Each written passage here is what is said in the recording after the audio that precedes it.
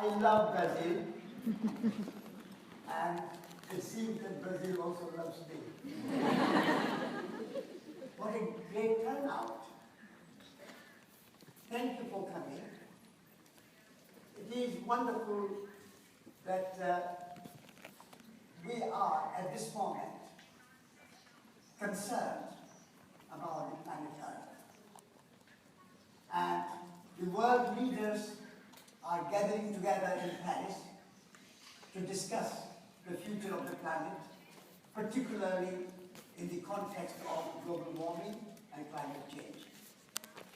I was also invited to Paris, but I said I'm going to Brazil. Because it is the people at the grassroots level have to create revolution. The real change is not going to come out of Paris, although it's a good process, and everybody's hoping that this year in Paris, the results of the dialogue and discourse among the great leaders will be better than what happened in Copenhagen. But the real change has to come from the bottom up. The real change has to come from the people. The real superpower is the power of the people. Superpower is not the United States of America. Superpower is not China. Superpower is not Russia. They may have nuclear weapons, but they don't have wisdom. But superpower is the real power of the people.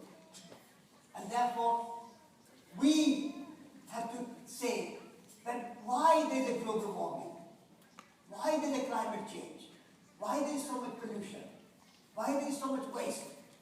It is because of our lifestyle. So unless we change and we start to live a different way of life, I call it elegant simplicity. We have to develop a new lifestyle where we are in harmony with ourselves, we are in harmony with our human family, and we are in harmony with the natural world. These are the three trinities that I'm going to talk about this evening: soil, soul, and society. I'm putting soul at the top because all the problems that we face today, such as climate change, such as drought. In Brazil, we have been going through drought. And in some places, flooding. Just now in India, my country, South India, there's a big flooding going on.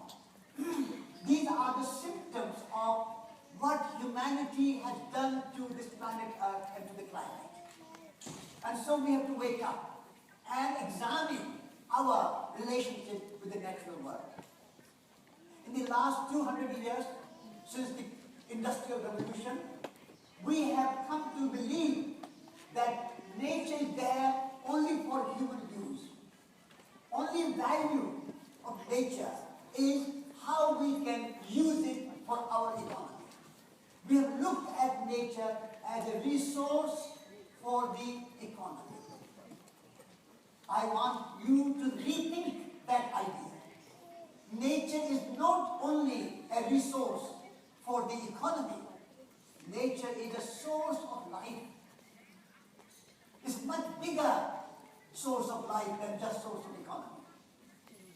And the moment our economy is not worth its name, I call it economy.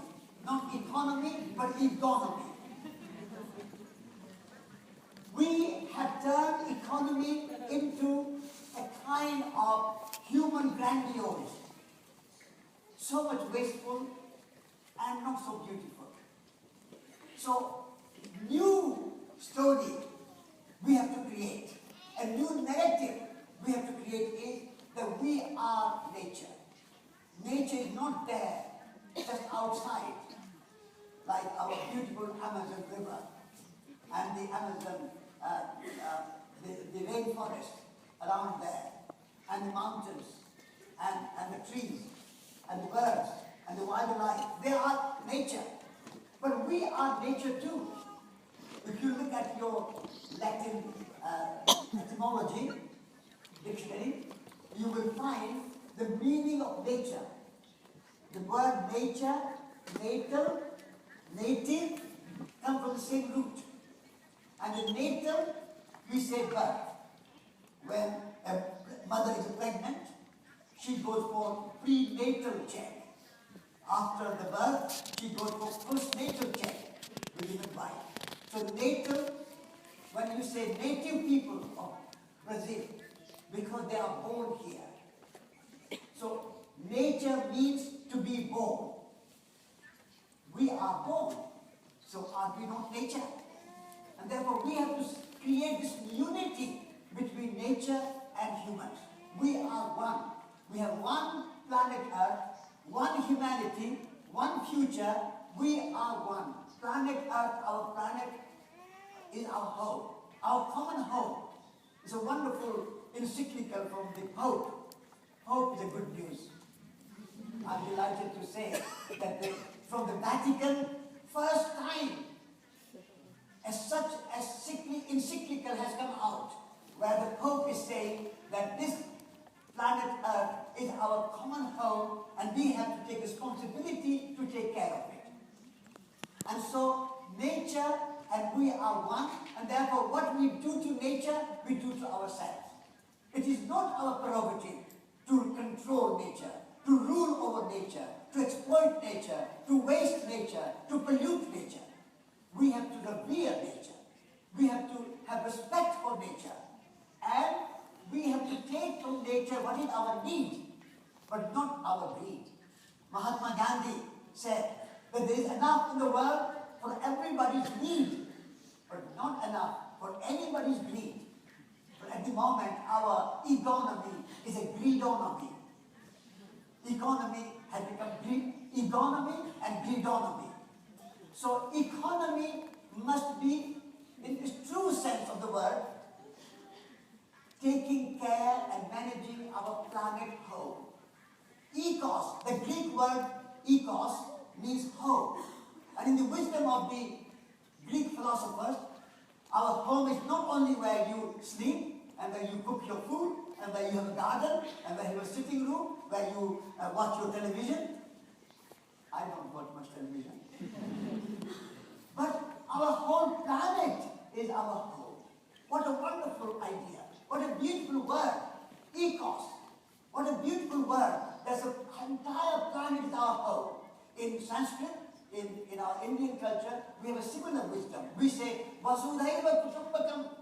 Whole earth is our family. The birds flying in the sky, the deer roaming in the forest, the snake on the ground, earthworms under the soil. They are all our brothers and sisters. We are one family. Vasudhaiva Kutumbakam. That's the ethos.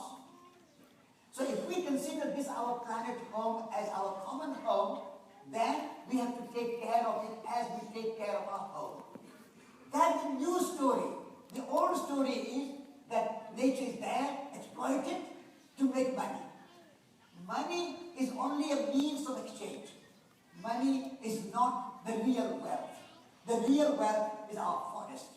Real wealth is our land. Real wealth is our soil, the fertile soil which gives us food.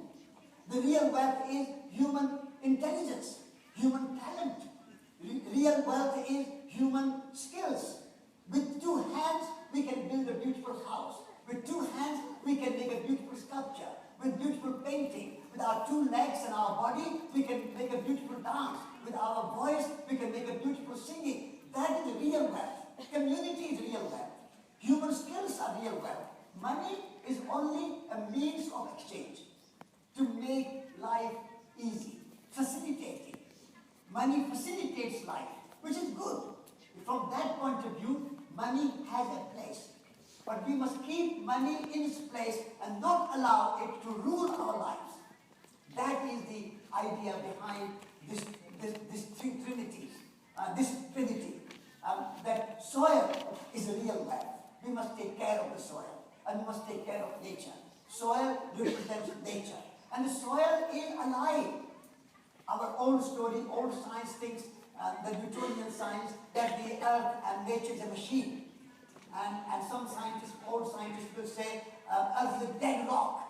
But no, Mahatma bhumi, putroham prithibhya. That's in Sanskrit. We say that the earth is our mother and we are the children of this mother earth. How can we say mother earth is a dead rock? It's alive, it's intelligent, it has memory, it has consciousness. Now new science of James Lovelock and Lynn Margulis, they have come up with this wonderful theory of Gaia hypothesis, Gaia theory, which says the earth is a living organism. It's alive. How can a dead earth can support life? Only a living earth can support life. And therefore, we have to have our world view changed. And a new story, new narrative will be the earth is alive, we are members of this earth community, and all the species upon this earth are our family members. This is a new world view. If we have that, then our economy, our business, our politics, our education, our agriculture, everything will change. At the moment, our education, our politics, our economics, our agriculture, our industry, everything is geared towards exploiting nature and making humans just rich, only not in true richness, not true wealth, but rich in terms of money and technology and so on. Technology has a place, science has a place, but only its right place. When you see the whole scheme of the earth as a living system, and science is to support that living system, technology is to support that living system, finance and capital and money and business and politics is to support that system, then I think we can create a wonderful new story and a new vision. So that is my vision for this soil. And then I say soul. This is another dimension which our modern, materialistic, consumerist society and consumerist worldview, we have forgotten. Like we have said that the earth is dead rock, the same kind of thinking has gone into our thinking that we have no soul. There is no soul, there is no spirit. We are just body, we are just a machine. That's the kind of old thinking of Newtonian physics, that we are just a body, just a machine. So I want to remind people that we are body, we are physical body, we have physics, but we are also metaphysics. We are alive and we have a soul, we have spirit, we have consciousness, we have imagination. Are we taking care of our inner landscape? The outer landscape, we build houses for our body. We earn money for our body. We feed our body in the morning, at lunchtime, in the evening. We bathe it. We put a lot of perfume on it. We put a lot of cosmetics on it. We buy lots of expensive, fashionable clothes for it. But when you say, do you do something for your inner life? People say, I don't have time. I don't have time for meditation. I don't have time for contemplation. I don't have time for myself. That is a big mistake in my view. Because we cannot change the world, we cannot create a beautiful world, we cannot create a just world if we do not take care of ourselves. Taking care of ourselves is not selfishness. Even Jesus Christ would say, love your neighbor as yourself. If you don't love yourself, how are you going to love somebody else? If I don't even love myself, how can I love somebody else? And if I don't love myself, how can I expect somebody else to love me? So taking care of yourself and being happy within yourself, your personal well-being is a foundation for the social well-being and a planetary well-being. And so taking care of yourself is an essential part of this spiritual trinity. Because we are not just physical beings, we are spiritual beings. And our spirituality is in our compassion, in our relationship with ourselves and our natural world and our human world. So we need to cultivate those soul qualities of compassion, soul quality of love, soul quality of generosity, soul qualities of many soul qualities that are, which in every religion you can find them. And I was just saying to my friend that religion is not truth, but every religion has a truth. And that's Vivekananda's saying. So every religion has this truth, that learn to cultivate compassion, cultivate kindness, cultivate humility. Without humility, there can be no humanity. The word humility, humanity come from the same root. And also, I was talking to you about soil. Soil in Latin, it is called humus. Humus, and from humus, soil comes human. And from humus also comes humility. And from humus also comes humidity. So if the soil is not moist, it's not humid, it cannot grow fruit. The same way, our love and our compassion makes our soul humid, moist. Without moisture, soul goes dry. We need that moisture. So humility. And when we have humility, then we will treat nature with great respect. And we will say, thank you, nature, for giving us such wonderful food. Thank you, nature, for giving us such wonderful trees, which give us wood to build our houses. Thank you, nature, for giving us so much beautiful rain. Rain comes from the sea, in the clouds, and goes to every door, every household, every garden, every field, all over the world, without any use of fossil fuel. And the rain, clouds deliver water to every house without any charge. Rain never asks you, have you got a Visa card?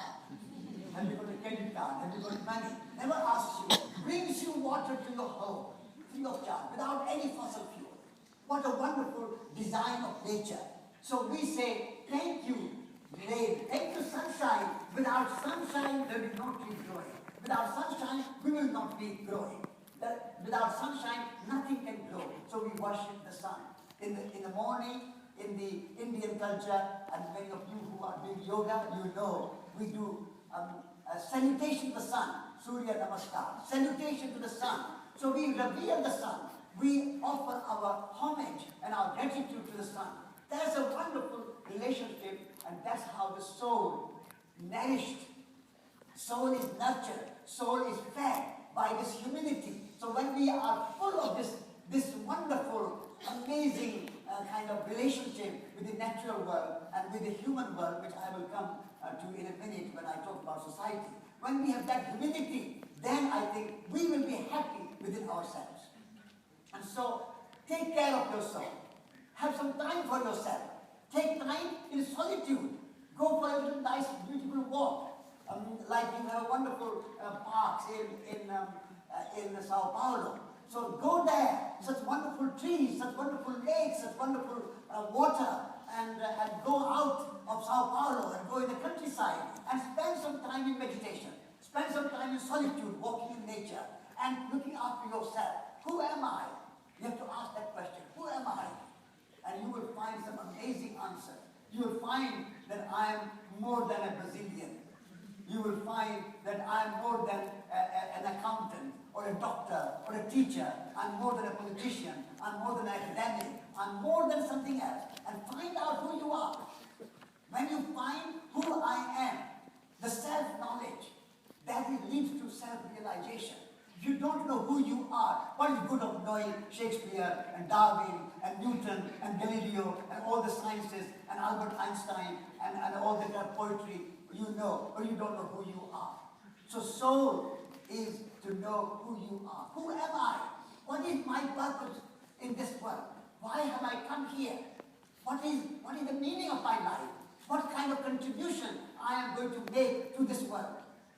That is a question that each and every one of us need to ask. But we don't have time. We are so busy surfing the internet all the time. We are so busy looking at our emails and mobiles and Facebook and Twitter. I don't do Facebook. I don't do Twitter.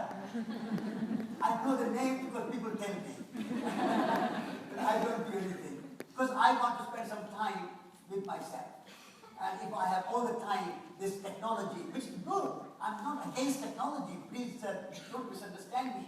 But technology has a place, but keep it in its place. And don't allow technology to rule your life. That is all I'm saying. Keep it space. Use technology with wisdom. Then technology can help you and serve you. But if you don't use with wisdom, then technology can control you and take all and you have no time for contemplation. You have no time for spiritual practice, no time for yoga, no time for meditation, no time for walking, no time for friendship, no time for love, no time for relationship to your parents, to your neighbor, to your husband, to your wife, to your girlfriend, boyfriend, children. No time for each other. Then we will starve. Our soul will be dry and we will not be so happy. So soul is as important as soil. And soil has soul too. And we are made of soil, because our body is also made of soil. The food we eat is coming from the soil. Soil is transformed into food, which is transforming our body. So our body is made of soil.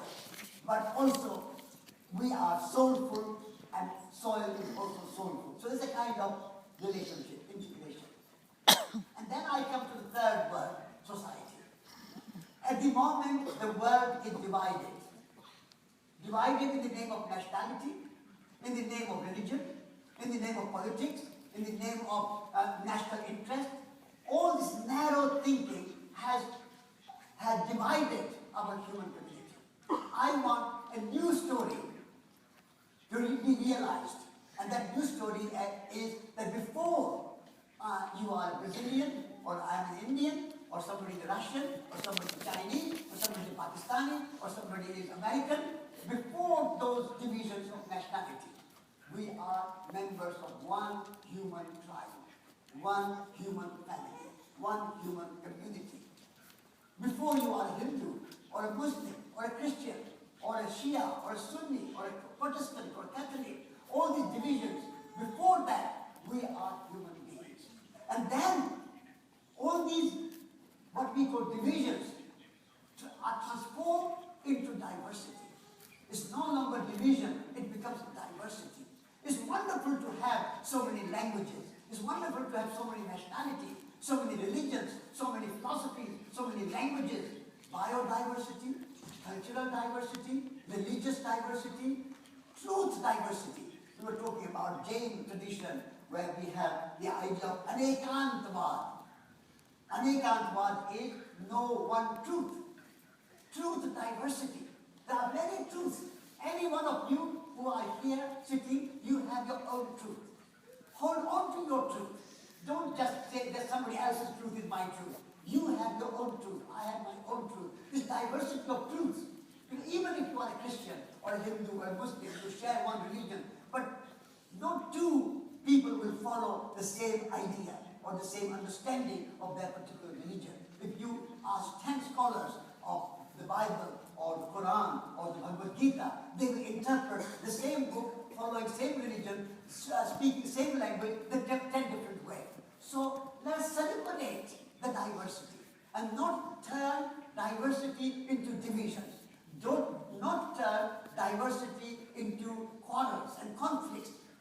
In the name of religion, we have so many wars and conflicts. In the name of nationalities, we have conflicts and quarrels and wars. We spend millions and millions and billions and billions of dollars and pounds and yens and all the kind of money that we have. We spend on armaments and wars and nuclear weapons.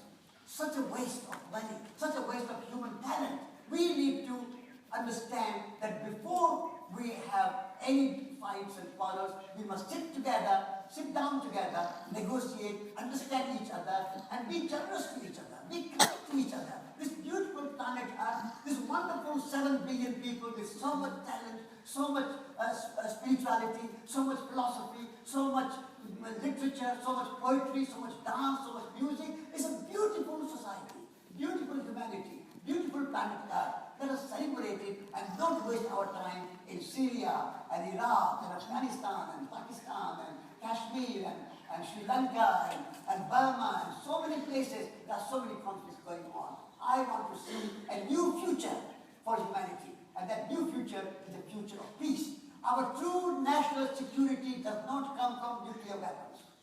Our true national security does not come from armies and weapons and aeroplanes and fighter bombs and tanks. Our true security comes from by living in peace together. True security comes in respecting other people's interests and other people's faiths, other people's religions, other people's nationality and celebrating together. Then we will have a true national security.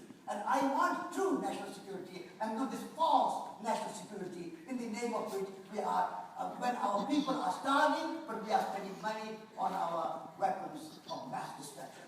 And we had those weapons of mass destruction for centuries. We had armies and weapons for many centuries. And we had First World War, we had Second World War, we had Vietnam War, we had Korean War, we had Iraq War, we had Afghanistan War, we had Syrian War. Have we got any security? We have got more terrorism and more conflicts in the name of religion or nationality. So society, to me, is to create a new humanity, one humanity, where we can all flourish together. And it's possible. It's not just a vision. It's not just a dream. Of course, we should also have a dream. It's wonderful to have a dream. Martin Luther King stood at the Lincoln Memorial in Washington and gave one of his life's best speech. I have a dream when blacks and whites can walk together, and when the schools will not be discriminated against the black, and the restaurants will not be discriminated against the black. He had that dream. And at that time, I met Martin Luther King. It was my great privilege to meet Martin Luther King and talk to him. And at that time, black people had no vote. Never mind that they could not go to the same restaurant or same school as the white people, but black people could not vote. They had no vote. And now, after 40 years, what a change has happened. His dream has been realized to some extent, if not completely, some extent, that there is a black man in the White House. So we have to have that dream. And our dream should be, and in Sao Paulo and Brazil, I have come to share my dream with you, that we can create a beautiful world which our heart desires. We don't have to be enslaved by these old stories of science and old stories of politics, that we are all against each other. We have to fight each other for our narrow national interest. So elegant simplicity is available for everybody. Nature is so abundant. You plant one seed of mango in the ground, how many mangoes do you get back? Thousands upon thousands of mangoes we get for 20 years, 30 years from one seed. If you put your money in your bank, how much do you get interest? The real bank is the earth bank, where you put one seed and you get thousand-fold interest and the fruit in return. And not only you get the interest of the mango, but you get capital back in thousand-fold. In every mango there is a seed. In every apple there is a seed. In every papaya there are hundreds of seeds. That is the abundance of nature. Why are we so mean in our world when earth is giving us so much? So I want to bring that culture of generosity. I want to bring that culture of abundance and create an elegant simplicity where everybody can enjoy their life. And it is possible. Or at least this vision is worth striving for. Therefore, I want to offer you this new trinity of soil, soul, and society. Every great movement had a trinity. The American independence movement, an American constitution, has life, liberty, and pursuit of happiness. But life is only human life, or American life, or life of the rich. Not everybody's life. And liberty is also for the human liberty, and not the liberty of the earth. And pursuit of happiness, the Americans have been pursuing happiness for 500 years. They are not still happy. I want to, when I go to the United States of America, I say to people there that you have been pursuing happiness for 500 years. Why don't you stop pursuing and just be happy? So that trinity is not good enough. Then there was the French Revolution, and there was a trinity, like equality, liberté, fraternité, but also a very political trinity. Equality of humans, liberty of humans, fraternity of humans. There is no spiritual dimension in that trinity. There is no ecological and environmental dimension, natural dimension in that trinity. Therefore, that is not quite enough for our time. It's not quite holistic enough. And so there are many other trinities, like in New Age, you have mind, body, spirit. which is also good Trinity, but still it's a my mind, my body, my spirit. Very personal, very individualistic Trinity. So I would like to have a new Trinity for our time, which explains and includes the dimension of our harmonious relationship with the natural world. And then our harmonious relationship with our own personal life. We can live in harmony and well-being and happiness. And that is an essential part of this Trinity. And then the third dimension of my new Trinity is that we must have harmony in our human family, human society. Then we can create a beautiful world. So this is, in a nutshell, my contribution to our time and our debate. And changes are happening. It's not just a dream. At the moment, there are millions of people around the world who are engaged in protecting the environment, the conservation, permaculture, organic farming, good food, holistic philosophy, new science of diet, deep ecology, permaculture, agroecology, holistic health, herbal medicine. Many, many wonderful things are happening. Millions of people are doing yoga and meditation. When I'm in England, I say to people that England gave India cricket, but India gave England yoga. So we have made that great contribution.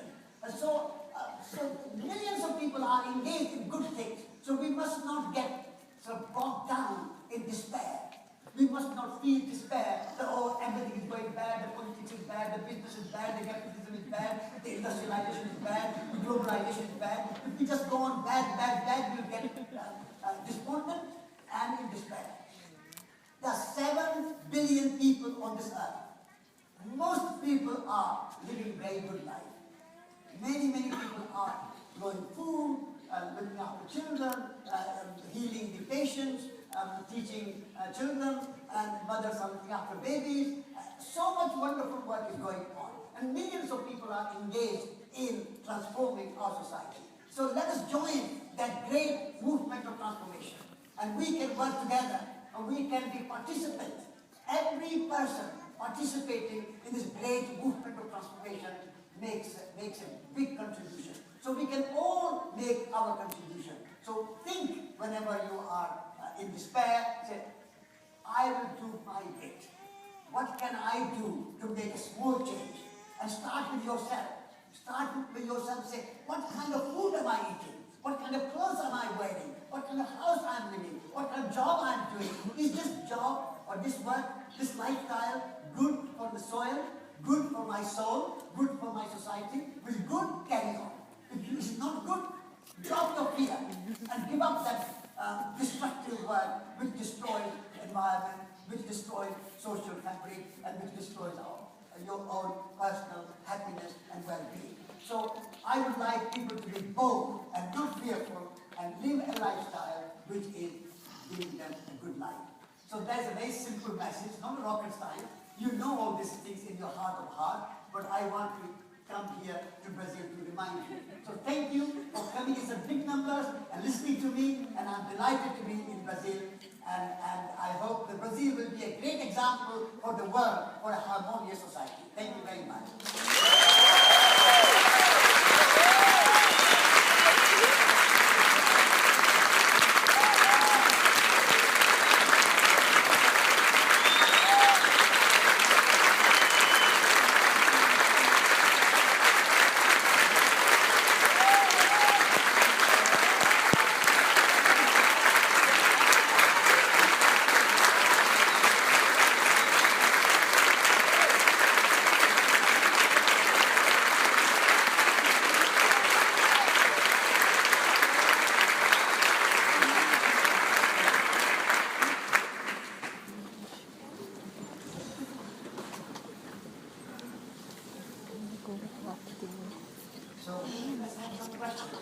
Sim, que bom que nós ainda temos algum tempo com o Satish aqui.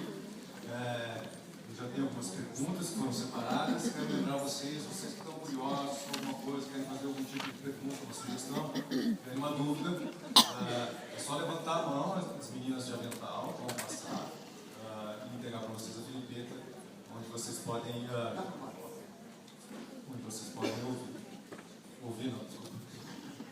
Onde vocês podem, tá ligado aqui?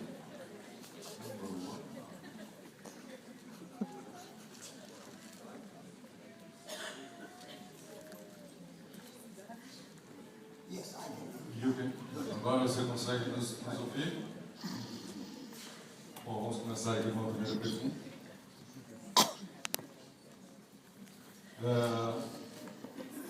Essa pergunta é da Michelle e ela fala: What do you think is the one thing that moves people towards a positive change in their lives? O que você acha, Satish, que é aquela coisa que nos move para frente, que move as pessoas para frente, assim?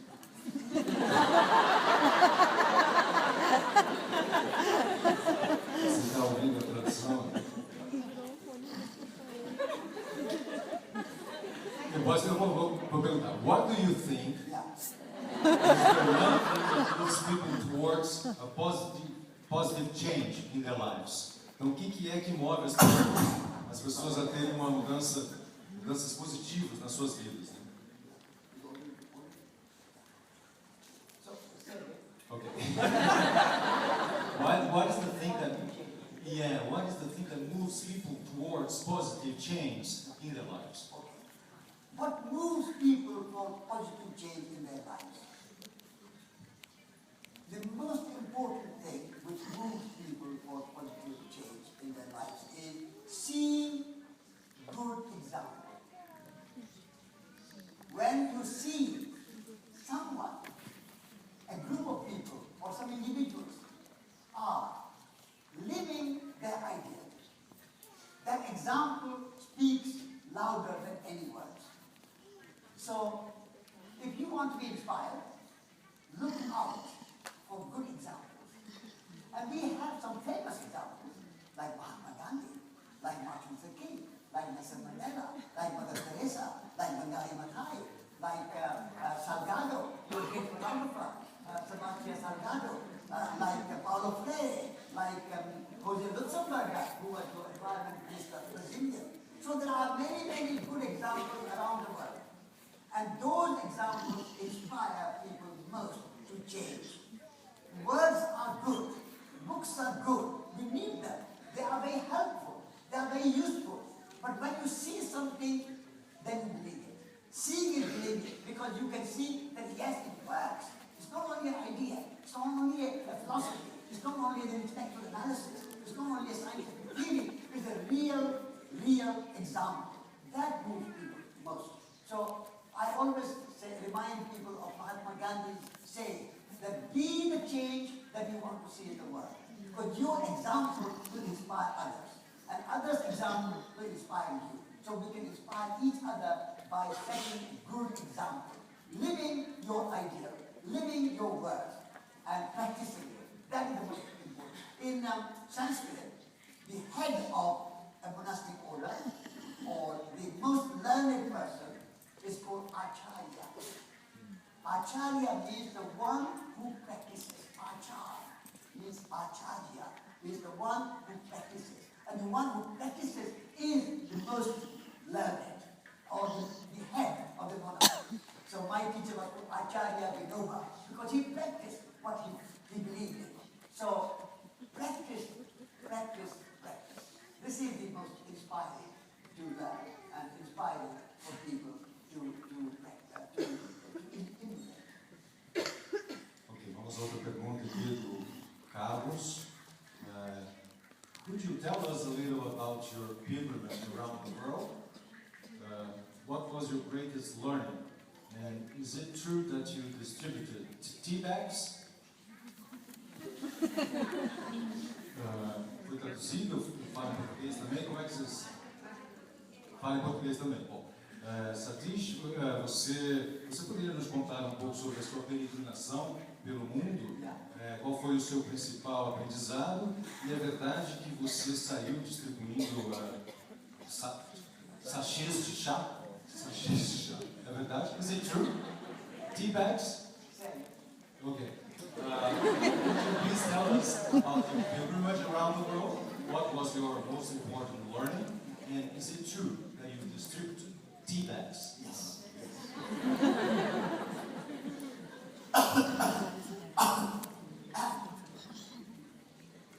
In 1961, many of you young people perhaps were not born, there was a great philosopher in England called Bertrand Russell. And he was a great peace activist. And he went to the government department for the war and defense and said, until Britain bans the nuclear weapons, we are not going to move. They sat down there. And so he was arrested, together with 100 other people. And he was fined. And he refused to pay the fine. And so he was jailed. He was sent to jail. He was imprisoned for 1 week. And I was a young man sitting in the city of Bangalore in India with a friend in a cafe reading this newspaper. And when I read this news, I said to my friend, look, man, here's a man of 90. He was 90 years old, but here's a man of 90 going to jail for peace in the world. What are we doing, young men, sitting here drinking coffee? It's a shame on us. And so Mariana said, you're right, we must do something. I said, yes, we must do something. What can we do? So we talked and talked and talked, and we decided that let's walk to 4 nuclear capitals of the world. Moscow, Paris, London, and Washington, D.C. 4 nuclear capitals. And let's walk. Because if we go by train or plane, nobody will take any notice of it.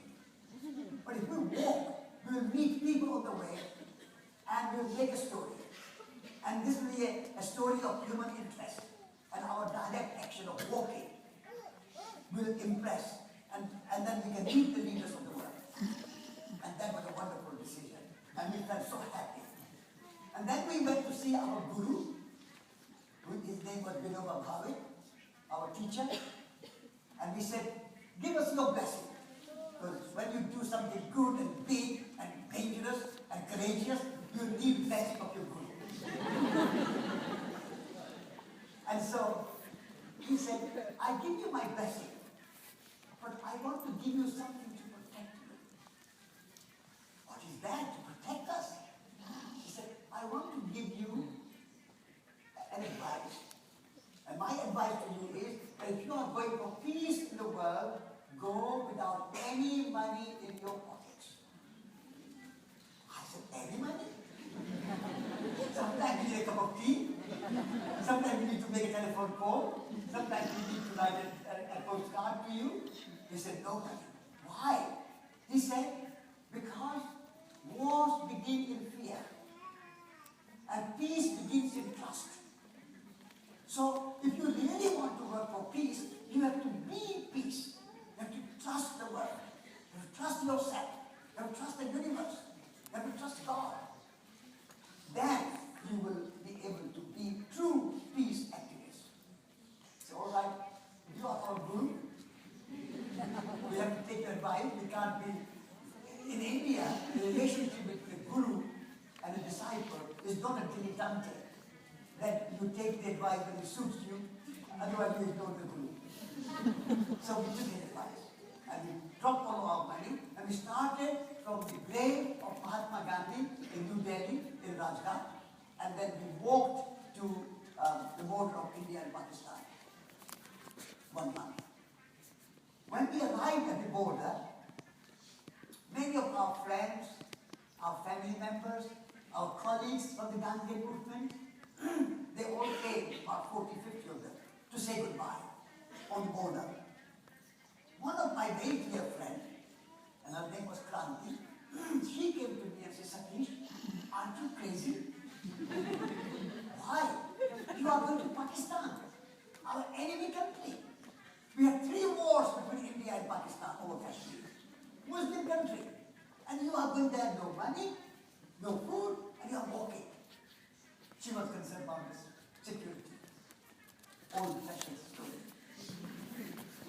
So I said, yes, I am going. She said, you should take some money. I'll give you some money. I said, no. My guru has said, take no money. I said, take some food with you. She brought some packets of food, very nice smelling. You know, Indian food smells very nice. Brazilian food also smells very nice. I've enjoyed your Brazilian food very nice. Just now I had this said cheese bread. Very nice cheese.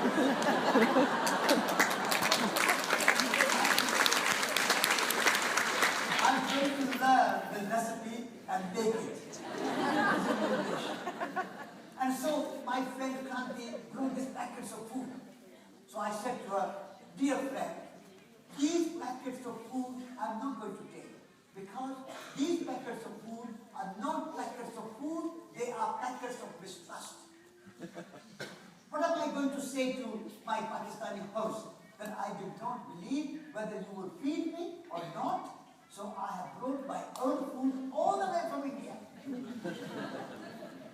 This is not the idea of my Guru Vinoba saying the Google trust. So when I said this, my friend started to cry. Tears in her eyes. I said, Kranti, why are you crying? You are not going, I'm going. He said, Satish, I'm crying because this might be our last meeting. You may never come back. You are going to Muslim countries, Christian countries, communist countries, capitalist countries, all these sort of deserts, mountains, forests, no money, no food, walking. I don't know how you are going to survive.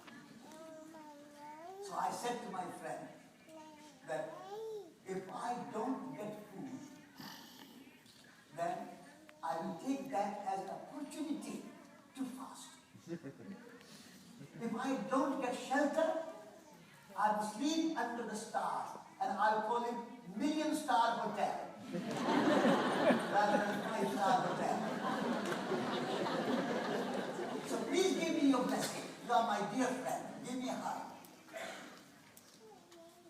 And I said, if I die, you say that you may receive me again. If I die, that's the best kind of death that I can have.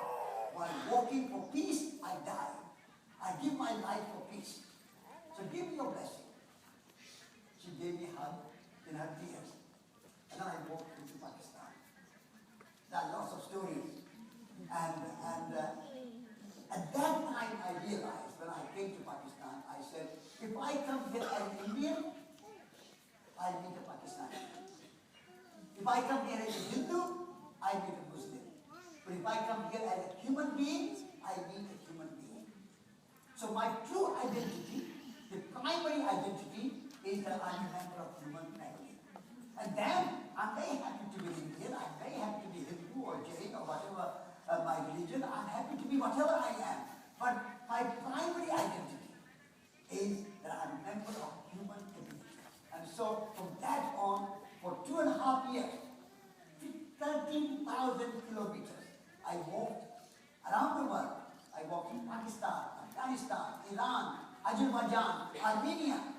And when I arrived in Armenia, this is the story of the sea, I was distributing leaflets about our walk, about peace. And I gave this leaflet to 2 beautiful young ladies standing in front of a tea factory. And when they read this leaflet, they said, have you really walked all the way from India without any money? Are you hungry? Do you want some tea? Do you want something to eat? So they invited us to the tea factory. They had a canteen in that tea factory. So we went, we started to have some tea, some bread, and then suddenly one of the women had a brainwave. She went out of the room and came back with 4 packets of tea. And she said, these packets of tea are not for you. For who are they? She said, I want you to deliver 1 packet of tea to our premier in the Kremlin. Our government, the Russian, the Soviet government at that time in the Kremlin. The 2nd packet of tea to the President of France. The 3rd packet of tea to the Prime Minister of England in 10 Downing Street. and a fourth packet of tea to the President of the United States of America in the White House. I was so amazed, so surprised. And then she said, and please will you give them a message for me? Because I can't go there. I'm an ordinary woman. I'm working in a tea factory. But you are going to be in Moscow, Paris, London, Washington. Will you give them a message from me, this young mother of this young child? What is your message? My message to them is, if you ever get a mad thought of pressing the nuclear button, please stop for a moment and refresh your tea.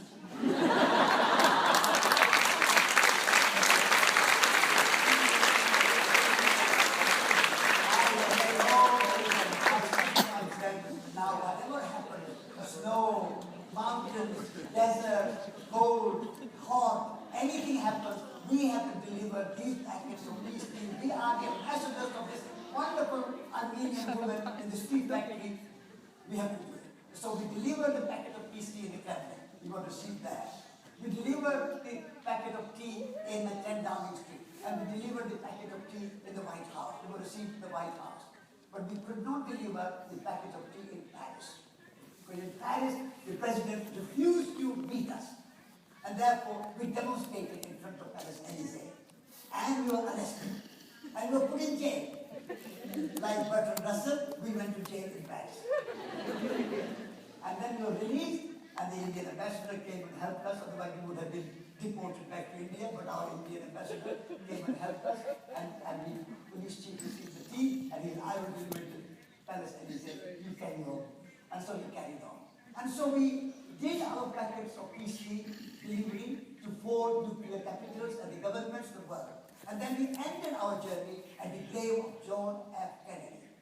We started from the grave of Mahatma Gandhi and ended at the grave of John F. Kennedy to make the point that gun can kill not only a bad man or bad person, but it can kill a Gandhi. It can kill a Kennedy. And therefore, don't believe in the gun, believe in peace. And peace is the true security for people. And then we met Master King, because he had given this wonderful speech. So we wrote to him, and we said, Dr. King, you have a great dream, but I have a small dream. And my dream is to meet you. And so he wrote back and said, oh, India, great country, Mahatma Gandhi, my great inspiration, you come from India, you are followers of Mahatma Gandhi, you are workers for peace, you are peace activists, come and see me. And so we went to the Soviet. That was a great blessing. And then we were invited to Japan. And so they said, how can you not come to Japan and make a pilgrimage to Hiroshima? Because that's the victim of nuclear bomb. And so we walked from Tokyo to Hiroshima. And then with the help of Japanese, we took a boat back to India. And my friend Kranti came to meet us at the port. And she was so happy that I was back alive.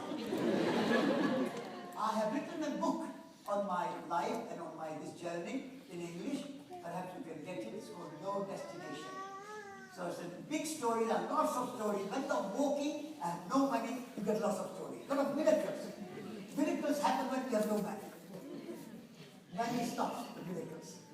And so lots of stories in my book. Thank you.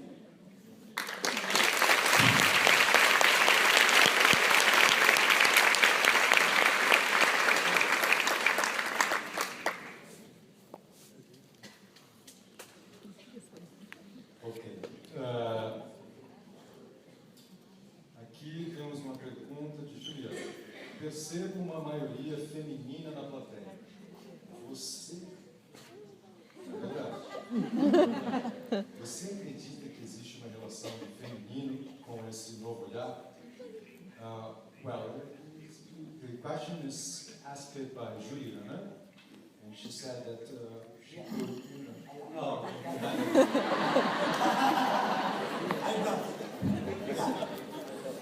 I am delighted that there are so many women in this conference.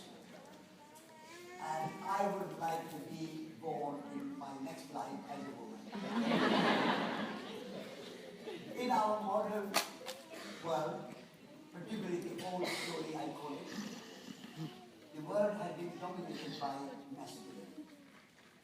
And we need to bring that balance back. we need to bring and honor the family. And therefore, world will be much safer, much more cared, much more nourished, much better looked after if the women took the leadership of our ecological, sustainable, spiritual movement. The greatest teacher of my life is my mother.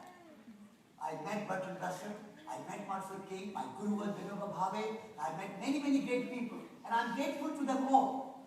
But no one can surpass the teachings of my mother. So I say every mother is a hero. Bringing out a child in this world is a heroic task. Nobody understands how not only carrying 9 months a child, a baby in your womb. I mean, when I have a small bag in my hand, I like to have somebody helping me. I can't carry. But the mother carries the baby for 9 months. And then with that pain and suffering of the labor pain, she gives this birth to his baby and then feeds him or her with her own breast, with her own body, and looks after that for years and years and years. So I think women, I honor them. I say I'm honored and delighted and grateful that so many of you women have come to this talk, and I want women to lead the next world.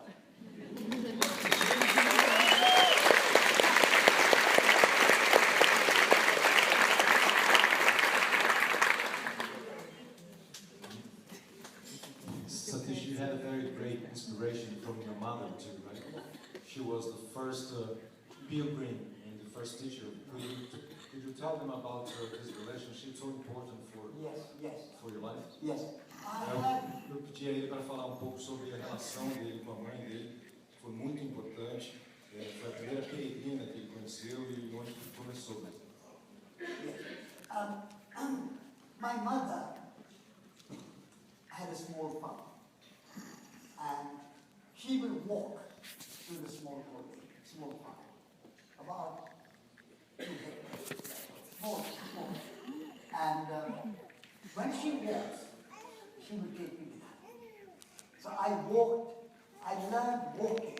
I could walk around the world because I learned walking from my mother. And then when we were walking, she would teach me about nature.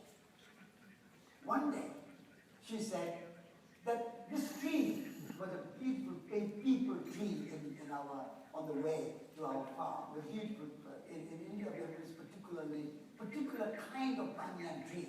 It's called people tree. And she said, this tree is the greatest teacher. Nature is the greatest teacher. Even greater than the Buddha. And I was only a small child of 6 or 7. I said, Mother, that can't be true. You can't be right. No child sometimes protests, Mother. Why? There can be nobody greater than the Buddha, I said. But dear boy, do you know where the Buddha got his enlightenment? I said, yes. Where?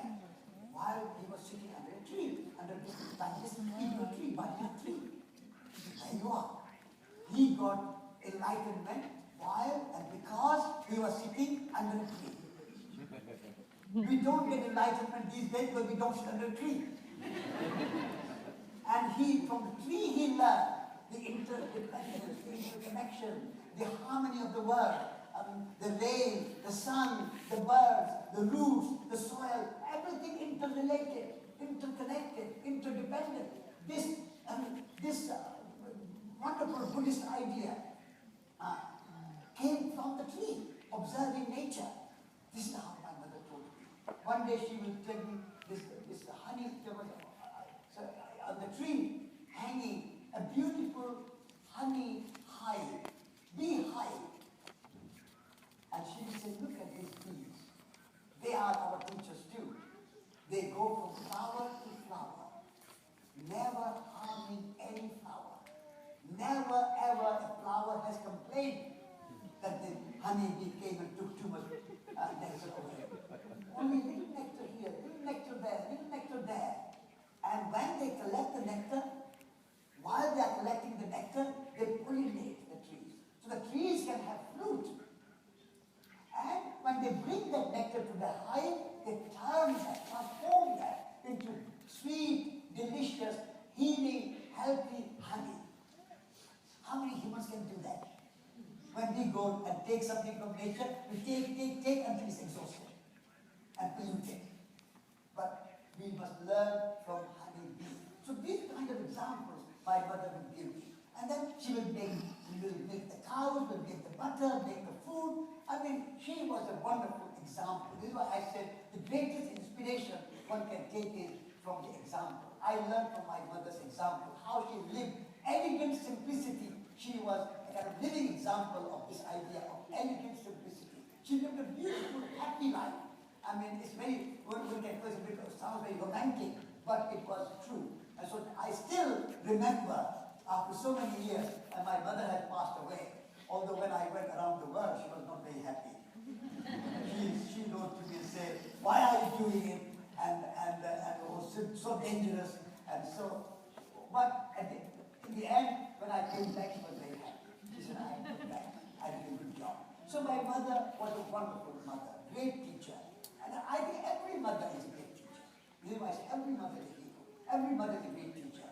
All children learn from the love and care and compassion and the life example of every mother. So, mother, I always honor. Tem uma pergunta aqui do Augusto Duarte. Ele fala, em termos econômicos, para que haja menos pressão sobre o meio ambiente, é necessário que os países deixem de crescer em termos de PIB? Produto Interno Bruto? Yes.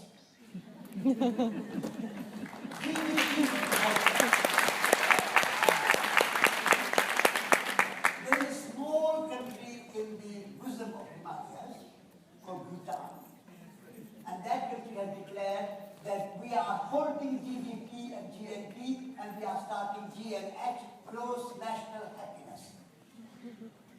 I think our economy cannot grow and grow and grow forever on a finite planet. Planet is small. We cannot grow ever and forever and ever and ever. So we need to learn from nature. As my mother said, nature is the greatest teacher. Nature's economy is cyclical. So always goes in cycles. Seasons come in cycles. The trees in the spring have leaves.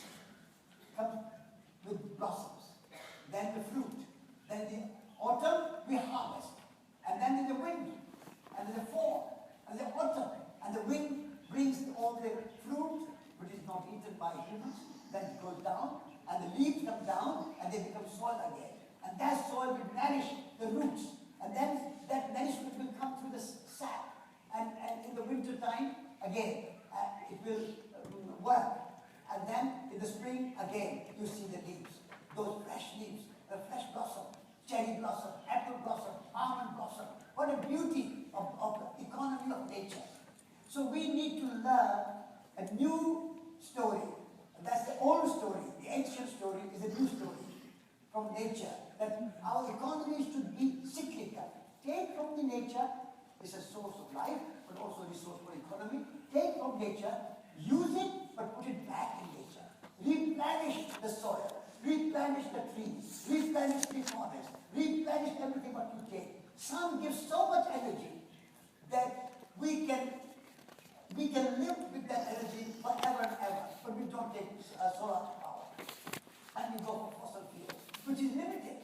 We go for coal, which is limited. Why don't use wind? Why not use water power, which is coming from the ocean? And the rain is bringing the water into our rivers. So use water power, use solar power, use the nature cyclical and renewable energy system so that our economy is a kind of subsidiary of economy. Economy should be a subsidiary of the environment. If we destroy the environment in the name of GDP, GNP, gross national product, that is old story. So I think GNP and GDP to stop, and GNH and the nature's economy and cyclical economy to stop. That's the new vision. That's the ecological vision, that's a holistic vision, and that is a vision for the well-being of humanity, well-being of the planet. So no to GNP and no to GDP.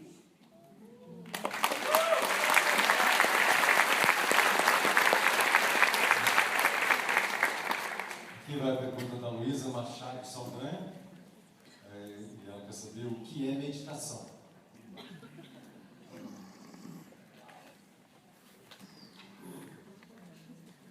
The word medicine and meditation come from the same root in Latin. The word is medule, which means paying attention. So when you pay attention to your body and you work to heal the body, you take medicine. When you want to pay attention to your mind, to your soul, to your spirit, to your inner healing and inner calm, then we have meditation. So meditation is paying attention, living mindfully. So of course, we need to practice that in the morning or in the evening, say half an hour or 20 minutes. If you can spare that time and prepare your day in the morning and conclude your day in the evening with 10, 15, 20 minutes, whatever time you can spare, of calm, sitting down with yourself, time for yourself, in your room, in solitude, that will prepare you. The morning meditation will prepare you for the day. Then throughout the day, you will be mindful. What kind of thought you have, the state of your mind. What is the state of your mind? You will be aware. When you speak, you will know what kind of words you are speaking. Are they sweet? Are they helpful? Will they arise confidence in the listener? The listener will be pleased to hear your word. What kind of action you are doing? So that mindful living is meditation. But that meditation needs to be practiced. Like if you want to learn playing guitar or piano or sitar or some musical instrument, every morning you have to do some practice. Then you can perform better. So in the same way, you need to practice every day. And therefore, I always advise people to take some time for themselves, sit quietly. You can think about what kind of day I'm going to have, how I'm going to practice compassion, how I'm going to practice generosity, how I'm going to practice kindness and love, and then do some mantras or some breathing. Breathing is a very good way of meditation. I always use breathing. And while I'm breathing, I'm connecting. I also advise you a mudra. Can you put your thumb and index finger together? Okay. Now, this is called mandala in Indian language. Means a circle. This circle represents the sun, the moon, the earth, and ourselves. So make this mandala when you are meditating and sit with your thumb and index finger connected. And then also, you can think about cycle of life and cycle of time. Because it's cyclical. It's a cycle. So this mandala represents cyclical nature of life and time. But also, like thumb and index finger are connected, we are all connected.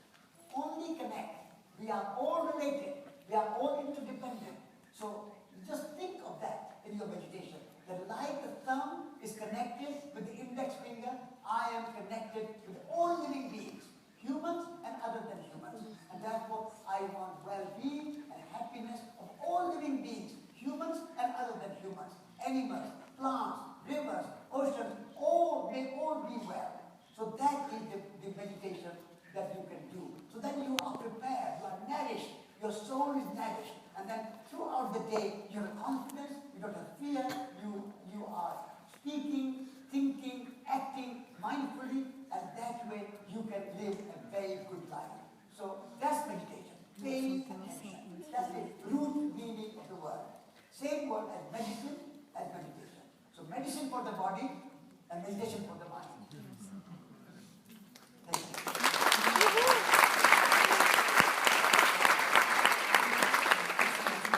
Olha, nós temos ainda duas perguntas antes de nós terminarmos. Vou aproveitar esse momento só para fazer alguns avisos. Parece que uma pessoa perdeu um celular, né? Do lado de fora aqui do teatro, foi achado um aparelho celular. A equipe de apoio. Lembrando que existe uma série de livros também que estão aqui no hall de entrada. depois. E para vocês, por favor, visitarem a página www.escolaschumacherbrasil.com.br.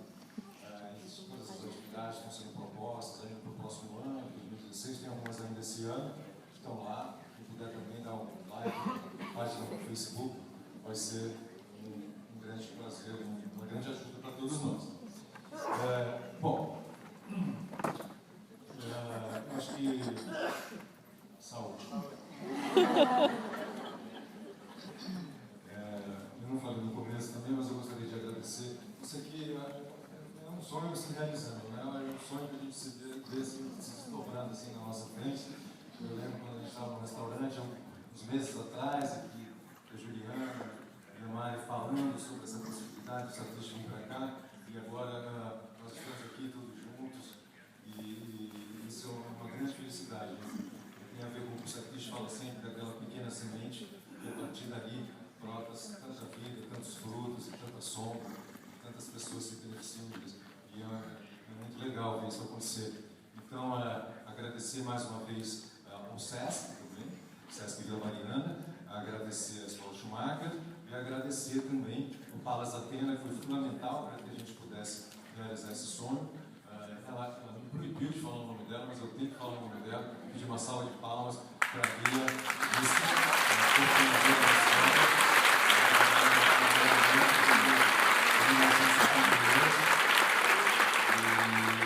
e é curioso, porque tanto ela quanto o Satish foram agraciados com o mesmo prêmio. Está no meu livro ali, o Satish vai poder falar esse nome melhor do que eu, é um prêmio que é dado aqui.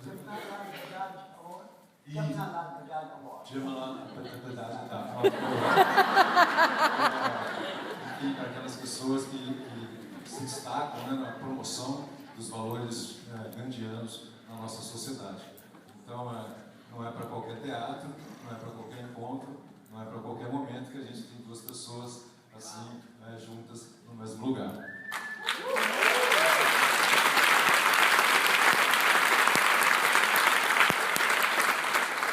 Eu juntei então aqui as duas últimas perguntas, eu tentei agrupar aqui. Uma delas fala: Satish, será que é a pergunta da Camila?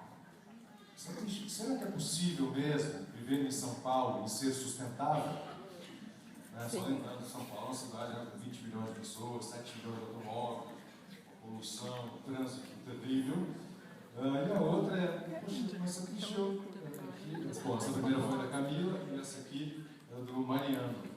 Mas eu já tenho tantas responsabilidades, só de ter que pagar as contas já é uma coisa complicada. Como é que a gente faz para a gente ainda ser sustentável e lutar pela ecologia e tal? Afinal de contas, qual é a nossa primeira responsabilidade?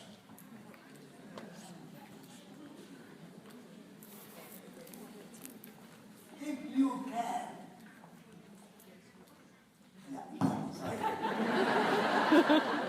if you can, and you can find a nice place outside São Paulo, I would say, get out of São Paulo.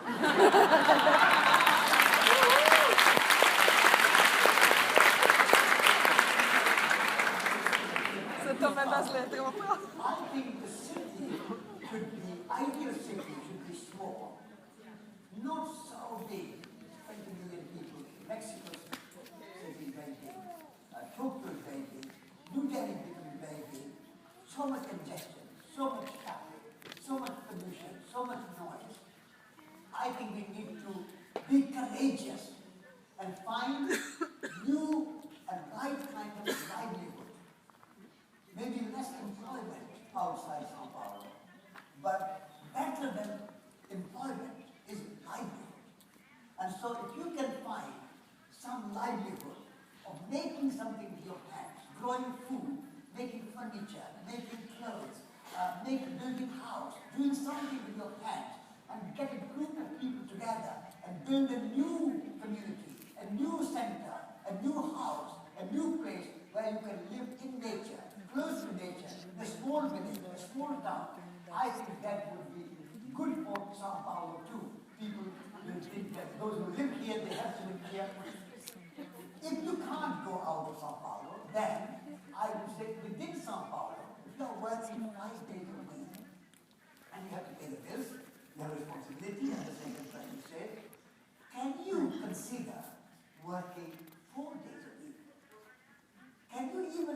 are working 3 days a week. And then you have 3 or 4 days when you can go out of Sao Paulo. Or you can, even in Sao Paulo, you can do something more creative, more ecological, more environmental. You think that you need so much money. You think that you need so many gadgets. You think you have to pay so many bills. Reduce your bills to minimum. And small bills. We have to have some bills, but small bills instead of large bills, small bills. And pay small bills. Do part-time work. 3 days a week is a good time. And negotiate with your employer, negotiate with your company, and say, can I work 3 days a week? I will do good work for you, and then I have 3 days, 4 days a week, but I can go to therapy, I can meditate, I can do some artistic things, like painting, like music, like dance, like meeting friends, like going out and walking in the park, things of that kind. I think we can make our life better if we do it with imagination and with creativity, with courage. If you are fearful and you are timid, then ecology and sustainability is not for you. Sustainability and ecology, we need to be courageous and brave. It's the path of the brave. And I hope that you can be brave and courageous and start to take small steps. There's no, Rome was not built in one day, or Brazil, Sao Paulo was not built in one day. Industrial revolution was not built in one day. It took 200 years to build industrial revolution. So in order to change from industrial revolution to more ecological revolution, more sustainable revolution, it will take time. But take small steps. When I walked around the world, I could not do it one day. It took 2.5 years. But I walk every day, step by step, by step, by step, every day. And you do that, you get there. So I will advise you to start small steps, taking small steps, doing a little bit less consumerism, a little bit less waste, a little bit less recycling, a little bit more recycling. If you do small steps like that, then even in Sao Paulo, you can transform your life. But you can help, and you can afford, and you can manage to get out of Sao Paulo, it's even better.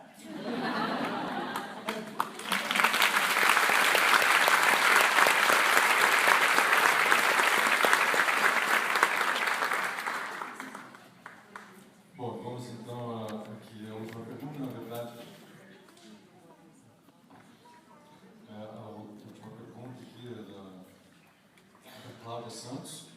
Na verdade, ela pede para você, Satish, falar um pouco sobre o seu trabalho na revista Resurgence. Yeah. Next year is the 50th anniversary of Resurgence magazine. I became editor of Resurgence in 1973. At that time, the editor of the magazine, one of the editors, was A.F. Schumacher, after whom we named our college in England, and here Scuola Schumacher in Brazil. Schumacher was the author of Small is Beautiful. He was also author of a very famous essay on Buddhist economics, which means economics with spiritual, moral, and ethical values. So Schumacher once said to me, when I was visiting him in 1973, he said, Satish, I would like you to become the editor of Resurgence magazine. I said, no. I'm not the right person. Why? I think you are the right person. I said, no, but I want to go back to India. Why? Why not here? I said, I want to work with the Gandhian movement. Mahatma Gandhi's movement of land reform. So, E.F. Schumacher said, Satish, there are many Gandhians in India. We need one in England. So please stay and edit Resurgence magazine and make it a Gandhian magazine. Because Gandhi's ideas of decentralization, of crafts, of arts, of non-violence, all those are the principles of Resurgence and ecology movement. And so stay here and be Gandhian in England. He was very persuasive. So I said, if I become the editor, will you write in every issue of Resurgence? Because he was a very big writer. He said, yes, that's the deal. If you become the editor, I will write in every issue of Resurgence. This is how I became the editor. Now, Resurgence has been going for 50 years. Next year we'll celebrate 50th anniversary. It is a magazine which brings a holistic worldview together. In art, in economy, in politics, in ecology, in conservation, in culture, in community, all these ideas, soil, soul, society, basically, social justice, peace, all these values we bring together, but not in a preaching way, but in a very kind of communicative way. So we want to communicate to people, there are new ideas, there are new ways. You can live a beautiful, elegant, simple, joyful life. The purpose of life is not to accumulate lots of money. The purpose of life is not to have big houses or two cars or status, name, fame, even prize, like Nobel Prize or Jawaharlal Viraj Prize. That is not the purpose of life. They are only an icing on the cake. By the way, the real purpose of life is joy. In India we call it Ananda. Ananda, Sat-Chit Ananda. Ananda is the joy. You do everything, but do it with pleasure. Do it for joy. You are dancing, dance for joy. I'm speaking to you, I'm enjoying it. You are listening to me, enjoy it. Whatever you do, enjoy your life. Ananda, joy, bliss, that is the purpose of life. And so, through Resurgence, and I've been enjoying editing Resurgence since 1973, which is now nearly 43 years. They say that I am the longest editor of one magazine in England. Nobody has edited for so long. And so, Resurgence, if you are able to read English and enjoy reading English, please look at our website and subscribe. And every 2 months, you get this beautifully produced 82-page magazine. And it has lovely artistic pictures, photographs, and some Astria Elgado's photographs are in the latest issue. These are one of our favorite Brazilian photographers that we use his photographs in the magazine. And so many other arts and photographs and images and poetry as well. And in the next issue we are writing about the Buddha and his poetry. And also ancient poetry, classical poetry, but also modern poetry. So poetry, art, culture, politics, economics, ecology, everything is in it. So have a look at our website and consider subscribing to it. And then out of Resurgence magazine also came Schumacher College. Schumacher College has been going for 25 years. And I'm delighted to say that Brazil is one of the countries which has sent the largest number of students to Schumacher College. There are something like 500 alumni of Schumacher College living in Brazil. More than 500. And this is why the initiative of creating Escola Schumacher in Brazil has come out. So Schumacher College has come out of Resurgence magazine because all the authors, the contributors, the writers, the artists like James Lovelock, Vandana Shiva, Christoph Capra, James Hillman, all these wonderful writers from India, from America, from Europe, from South America, they have come to teach at Schumacher College. And so Schumacher College Resurgence are very much a part of each other. And I'm involved in both of them together. And so please look at our website and consider subscribing.